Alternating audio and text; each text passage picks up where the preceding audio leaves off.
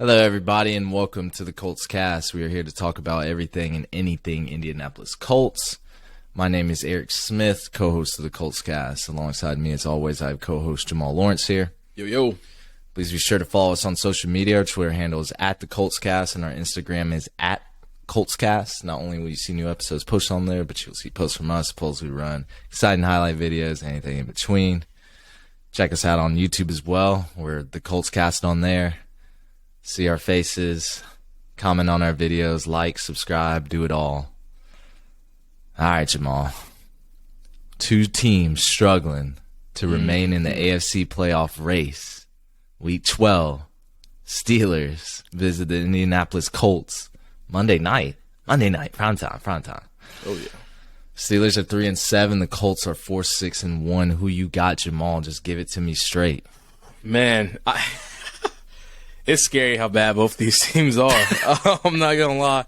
I was looking and I was hoping to be like, well, Steelers this or Steelers that. Man, all the stats are like right next to each other. So I think this game is going to be a legitimate toss-up of whoever wants to win. I don't think any team is more dominant than the other one at this point. Looking at our records, obviously we're very similar. Looking at our games we've played and scoring-wise, I mean, very, very similar in scoring with games and blowouts for both of us. The games we've won have been just scraping by, and or other games we lost have just barely been L's. So I think it's going to be a pretty interesting thing. I mean, I was kind of looking at some stats earlier. Of course, I don't like this, but right now we're still averaging 15.7 points, which puts us at number 31, so second to last. Yards per game, we're averaging 321.4, so that puts us 24th. Yards per play, 4.9, so it drops us down to number 28. So, I mean, numbers-wise, the biggest one that matters out of this, besides our points per game, really is our red zone scoring percentage. We're at 43.33, so we're number 30. So, 2 from the bottom for red zone percentage scoring. That's scary because we don't get there that often, and when we do, this clearly means we're not capitalizing on anything. So that's what scares me the most about us. As far as the Steelers go, their numbers are fairly similar. They average 17 points a game, so 28 overall, so just a couple more than us. Average a few more yards a game, but their red zone scoring is just as bad, touchdown-wise, I should say. 48.39%, so they are number 26, so just a couple spots ahead of us. They average 1.6 touchdowns. We average 1.5. I say all that to say I think it's going to be a low-scoring game. Colts win 24-20. 44 points scored. Yeah. Okay. And I think that's that's high. I know I shouldn't. I personally don't want to go that high, but for some reason I just feel like it's a 24 style game. 24 points. Okay. You want us to win though? Do I want us to win? Answer that. No, I don't want us to win, but I think we have a chance on a Monday night to win. Just baited you. Yeah, you did, and it worked. Hater of the Colts. You already know we got to get a QB, especially at the hooker towards ACL this week. I don't know how his draft stock's going to change. Levis may be bumping up now. I don't know. We'll talk about that later, but yeah, that changes it. Levis was already ahead of him. Yeah, in mine. And yours, okay. And every other mock draft. Hey, we're at home though. That's one thing going our way. Home. Monday night game, we're the only ones playing. So I looked at some stats as well. Yeah, I think it's going to be a low scoring game. I mean, our defense is pretty dominant, but Matt Ryan's passer rating sits at 87.1 so far this season. Not horrible, but below average. You know where Kenny Pickett's is at? Where's that? 71.8. Lowest in the entire league. Touchdown to interception ratio 3-8. Compared to Matt Ryan's 10-9. Kenny Pickett sucks. I'll just be straight. I'll just be straight up. He's a rookie. That's fine. But I'm just gonna be blunt.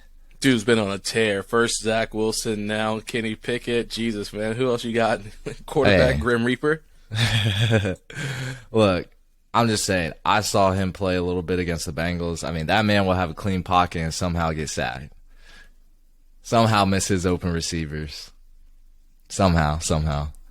He's just not good right now. The rookie just isn't good right now. He's not NFL ready. That was his big thing coming out the draft. Oh, he's NFL ready. He's been tearing it up. Pittsburgh, no. Will he develop is probably a question the Steelers front office is looking at and the coaching staff and things like that. But right now, we get to play this Kenny Pickett. So, we have the better quarterback, in my opinion. I think we have the better running back. Would you agree with that? Jonathan Taylor versus Najee Harris? Without question. Yeah, I would say so. Jonathan Taylor's been more efficient. I think he averages probably about a yard more per carry. Our offensive line, though. Who's better? Steelers? Colts? Probably Steelers. Really? Probably based off what I haven't watched too much Steelers football, but I've watched a whole lot of Colts football, so I can definitely say where we lack. So I'm going to have to go with the team I haven't really watched. That's a good answer because their run blocking's pretty bad. But I think their pass blocking's probably better than ours. Like I said, Kenny Pickett be having clean pockets. So I'll say we're even in that department. I don't know. I don't think there's a tremendous advantage on either side. So our wide receiver core. What do you think? Better than the Steelers group? If our line's halfway blocking, I don't know, man. Paris Campbell's been shining these past couple weeks, so I gotta be biased on that one. I know Alec Pierce gets his 50-50 ball every game, but PC has been showing up ready to play, so I'm gonna say we got the upper advantage in this one. George Pickens, though, he looks like the real deal. Yeah, he does, but man, a couple good games here and there. He had like one of the best catches I know this year. But Alec Pierce also looks like the real deal. So let's keep them even. Paris Campbell, like you said, been healthy, decent, flashes of upside. Then you look at Michael Pittman, and then you look at the Steelers' number one receiver, which is Deontay Johnson. I'm taking Pittman. Deontay Johnson, I don't know if you've ever seen his stats, but he'll have like 7 or 8 catches for like 28 yards. Like, what are you doing? Pittman's just been way more efficient. I think he's better. Our offense has been better than the Steelers' offense. So I think we have the advantage there. And like I said, the defense. One thing that scares me about the Steelers, they have a pretty stout run defense, and then their pass rush is scary again. Because you know why? TJ Watt's back. Yeah, that's going to be a problem. And you know who's been lining up without TJ Watt? Alex Highsmith. Already has 9 sacks on the season. 9 sacks. Yeah, he's been eating. I don't know what to do. Our offensive line has to be on point, or Matt Ryan's just going to be eating dirt all night. Yeah, I don't want to see Matt under center unless we're running the ball with those two guys coming at him. I don't want him under center. Being shotgun, go ahead and be a yard or two behind so you can see what's coming directly at you, because if he turns his back for a millisecond, it could go down pretty bad. Matt Ryan shouldn't be turning his back. You saw that one sack where he where he did turn his back, and we lost 10 to 15 yards on that easily. Play. Try to make a move, just didn't work. So let's talk about the Steelers' defense. Let's talk about their passing defense. They allow the most passing yards per game at 272.1 a game. Why is that? Because they're allowing the most yards per completion at 12.2 per game. So they're giving up a lot of chunk plays. So this is where Parks Frazier, Jeff Saturday, they come in. They gotta develop a game plan. They gotta say, hey, we're gonna push the ball downfield. We're gonna beat these cornerbacks that are boo boo. Wink, wink, Alec Pierce. Or let's attack the middle of the field. That's where Matt Ryan excels at throwing. I don't know. That's what the Bengals offense did. They were busting up that secondary, especially with yards after the catch. So, yards after the catch, who's that remind me of? Michael Pittman and Paris Campbell. Boom. So I expect heavy dosage of those two. Like I said, their cornerbacks are soft. Let's exploit them. So, Can I interject for 1 second with that? Because I do agree. I do like that, and I'm glad to hear that their cornerbacks are soft because that's what we need. I think the only thing that scares me about that is that Yak is going to be there for us. I'm glad we'll be able to get the yards at the catch. And looking back at Ryan's numbers, I mean, we're looking at games from the very top: 352 yards, 195, 222, 356, 251, 389, etc. I mean, the list goes on. He's been throwing the rock, but there are not a lot of W's that come with those. So I'm just nervous that even if he can stat pad up 300 yards, throw for a good 340 piece or something like that, are we going to do that on starting from our 20 and then getting to their 40 and then stall out? And they have to go for field goals. You know what I mean? I just want to make sure that if we're getting all that yards at the catch, it's going to be like how we can't have it how Paris Campbell caught that 25-yard pass and got all the way down to the 5-yard line for us to then kick a field goal because we couldn't convert into the end zone. So that's what scares me with that. Yeah, something with our red zone offense, whether it's turnovers or just, I mean, absolute jaw-dropping penalties, or we're taking bad sacks, things like that. Just we stall out there. I mean, it's like we're just scared once we get to the 20-yard line. They're 20. I don't understand, man. But I think I mean, this is definitely a winnable game. Incredibly winnable. We're at home. Now, the one thing I think we are at a disadvantage is coaching. Mike Tomlin, arguably a top 5 coach in the NFL. He hasn't had a losing season since he took over as head coach in 2007. Isn't that wild? That's crazy. Yeah, I was, a freshman in high school, maybe in middle school still? And that man's just been winning? Nah, I'm a little scared. But that's probably going to change this year. They're definitely on the verge of a losing season. So, I still think we can win this. That's going to bring us to 5-6-1 if we do. Mm-hmm. Oh, that's the ugliest record to look at. Not good enough for the playoffs, but not great enough for a top 10 pick. That's why I said, take those L's, man. Take those L's. Yeah, but you have to. There's been a lot of busts in the top 10s for quarterbacks. Now, I think this year's a little different because it's a more talented quarterback group. Mm-hmm. I mean, just think about it. Like Baker Mayfield. Wasn't Johnny Manziel? No, I don't know if he was top 10. Yeah. Josh Rosen. I think he was. Jared Goff. Mm-hmm. Carson Wentz. I Let's mean, we can think of some busts. So, I mean, Jameis Winston, I don't know if you would say his career has been successful. Oh, so I guess the only thing I would counter that, though, is with all these guys, do they come in a quarterback-heavy draft like we keep talking about that we have this year coming up? So, I don't know. I'll be interested to look back. Obviously, I don't have the information on that, but I'll be curious to know when Baker came out, were there 6 other quarterbacks who had the potential to go in the first 2 rounds, or you know what I mean, stuff like that. No, yeah, I mean, this is a pretty loaded draft, so it's a little different. But he did get taken number 1 overall. Didn't even show up to the draft. That's how you knew it was going downhill for him, but whatever. So anyway, whether, we go 4-7-1 and 5-6-1, I think we're stuck in mediocrity for now. And I think Colts fans need to come to the conclusion that we're probably going to have a mediocre draft pick. Probably be, somewhere from 11 to 18, something like that.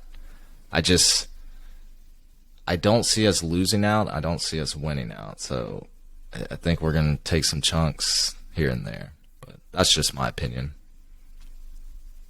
No, that's a good opinion. I think that's fair. I mean, like you said, I think that Parks and Jeff will definitely go out there with the intent to win. I would like to think that they'll come out with way more intensity than they did last week, especially against the Eagles, just seeing as how we're up 13-3 and going into the fourth quarter and then just kind of had a demise. And because like you mentioned, even when they first took over, their only job is to win. That's all they want to do is win. Both are trying to make a name for themselves. Whether Jeff wants to actually stay in coaching, I would imagine that Parks wants to remain an OC or play caller, something of that sort. So he's not even a OC yet. Yeah, I was right? gonna say He's not I titled. should say just a play caller. Yeah. I can imagine he aspires to be, getting up to that next level. So I can't see him saying, well, for the sake of what it's worth, let me go ahead and tank this one out. Because, again, what could happen if a GM is fired and a different head coach is brought in, then everyone's washed out, then he loses his job, etc. So I'm sure he wants to make a good name for himself. You think Chris Ballard's out? You putting words in my mouth, but I mean, I just asked a question.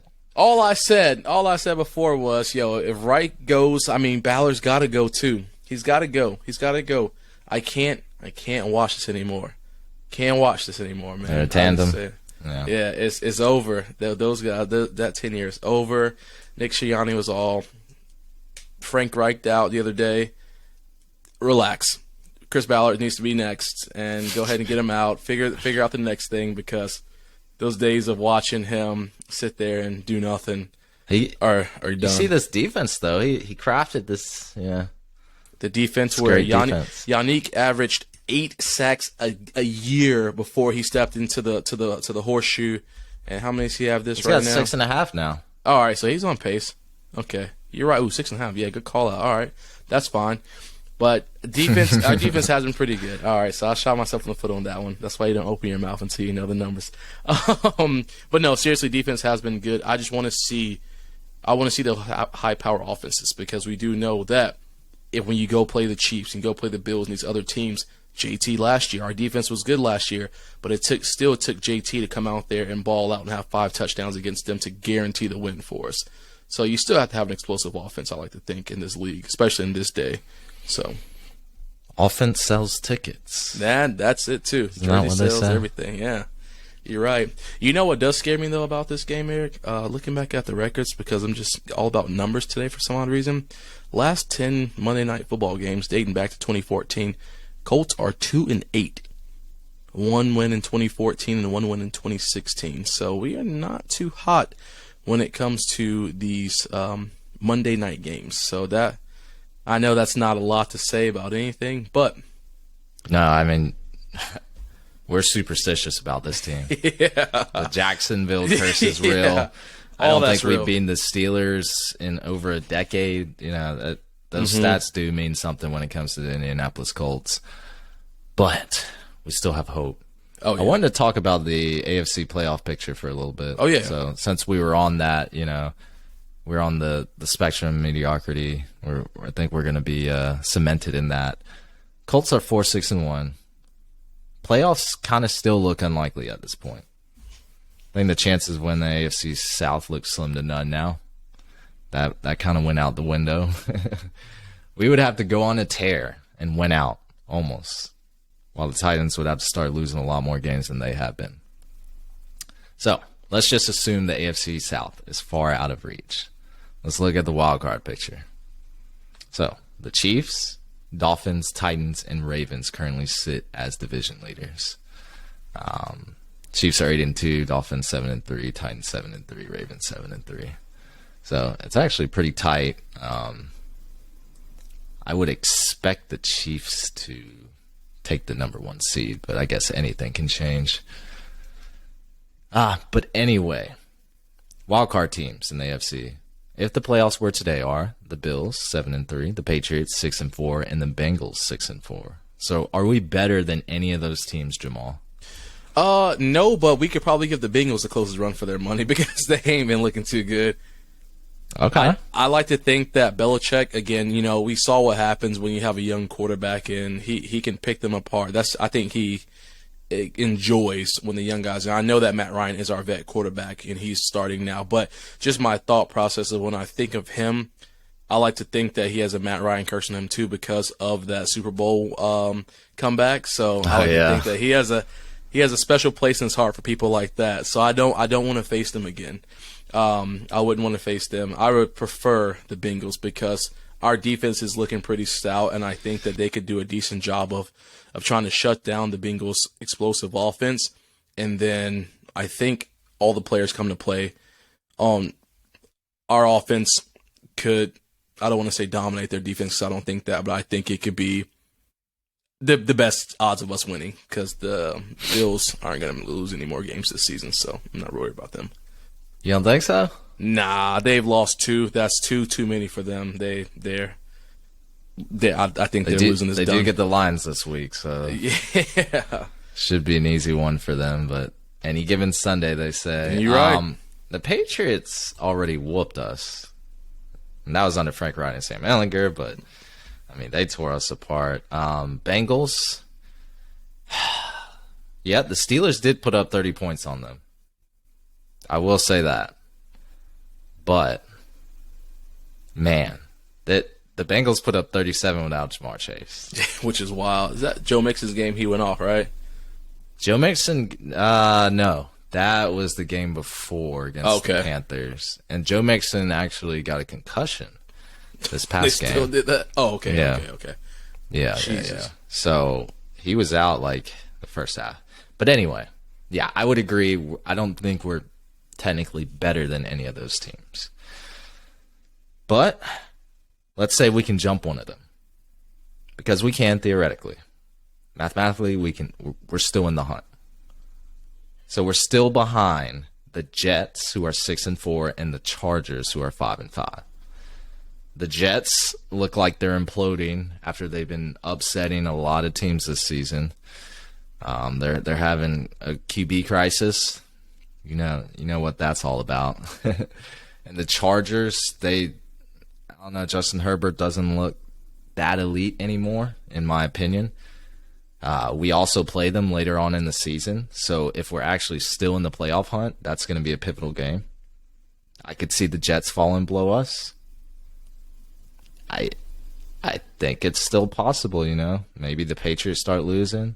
I think the Bengals and Bills will keep winning, maybe. I don't know, maybe the Ravens will fall out of that 4th seed. Something like that. But all that's to say is we don't even control our destiny. We did last year, and we still couldn't make the playoffs. But this year, we need prayers and thoughts and all of that. We would need some losses from those above teams before we can get excited about it. Yeah, it's going to be just how like last year was for a couple of teams where it was like the Colts need to lose, the Raiders have to win, there has to be 3 ties and this and this and this, and the Steelers can get in. And the Steelers like, all right, we're in here. And they got in like, what? So, yeah, we need a freaking Christmas miracle. I can't believe they did that. That's crazy. But, yeah, Colts Nation, I wouldn't give up all hope yet. We may still be able to make playoffs somehow. I mean, I don't know what the exact percent is, but there is that small percent chance. And it starts with Monday night.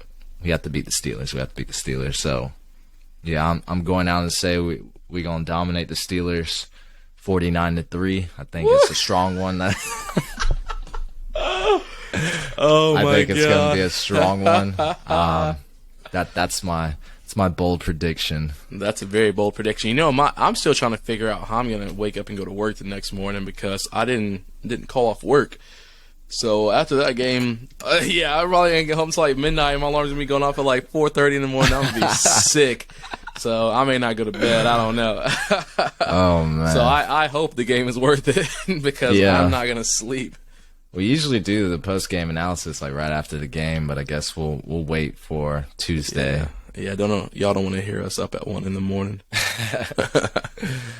One more thing. Can y'all put out an Amber Alert for Nick Cross? I ain't seen that man since week.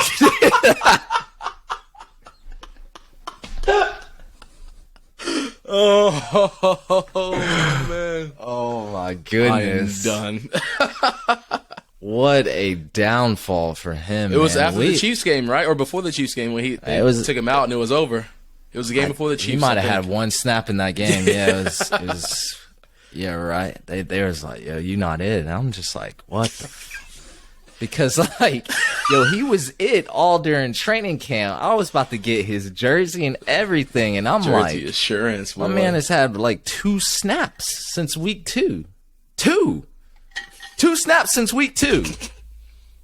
I'm confused, and I want to know what happened. And we have to find Nick Cross, everybody. Put him on milk cartons. Send out the alert. Do what you got to do because I am sick to my stomach. That was going to be my dark horse rookie defensive player of the year. Yikes. He was balling in those preseason games. I don't care what you say. He was. Oh, he was. He had a turnover every game. He had to play every game. Play every game. Yeah, he was doing everything. Yeah. But the coaching staff saw something in those first 2 weeks that changed their mind. I don't know. I did say Rodney McLeod would start. Yeah, he did. He actually didn't end up starting, but now, he's a valuable backup. Mm-hmm. Yeah, but actually he started. I'm sorry. I think I misspoke on that. Rodney McLeod is the starting safety. Yeah, I assumed everyone knew what you meant, but yeah.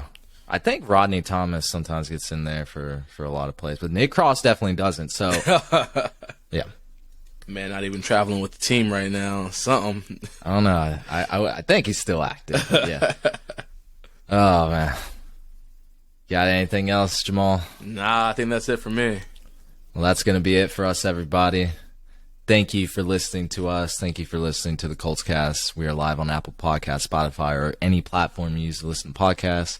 We'll be back on Tuesday to give you some more Indianapolis Colts content. Y'all take care. Take care.